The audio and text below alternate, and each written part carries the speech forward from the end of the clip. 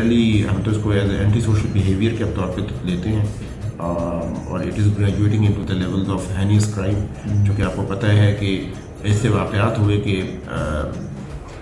बच्चों की गर्दनें कट गई, लोगों की गर्दनें कट गई। तो एंटरटेनमेंट्स की लिमिट होनी चाहिए थी, इस वक्त नहीं है। तो ज़ाहिर बात है law is in full force, we are coming really hard on them.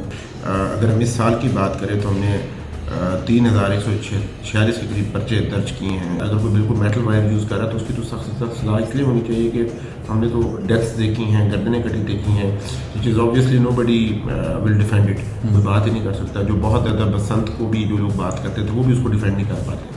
तो उसमें I think we need to strike balance, हमें वो करना चाहिए था। लेकिन चूँकि बैलेंस नहीं स्ट्राइक हुआ तो ऑब्वियसली स्टेट का तो काम है प्रोटेक्ट करना, तो फिर लॉ भी उसी हिसाब से स्ट्रिंजेंट होता चला जा रहा है। नाउ इट इज़ बीइंग, हमारे यहाँ बाकायदा हम कैंपेन देते हैं कि अगर किसी जगह पे नज़र आया, बाकायदा हमने ड्रोन यूज़ करने शुरू कर दिए हैं कि हम ड्रोन से जाकर छतों को देखते हैं, वी आर यूजिंग बाइनोकुलर्स, उसके साथ हम देख रहे हैं।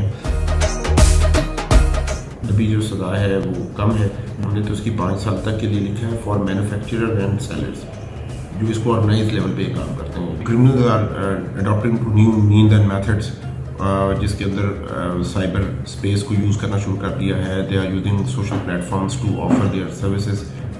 तो उस पर वो अपने मेथड साथ साथ अडॉप्ट कर रहे हैं और नई नई रास्तों पे जा रहे हैं। तो उसके साथ साथ पुलिस भी अपनी, हमने सोशल मीडिया को भी चेक करना शुरू किया है, जहाँ जहाँ हमें पता लग रहा है फिर हमने उन लोगों को रिवर्स ट्रेस किया है।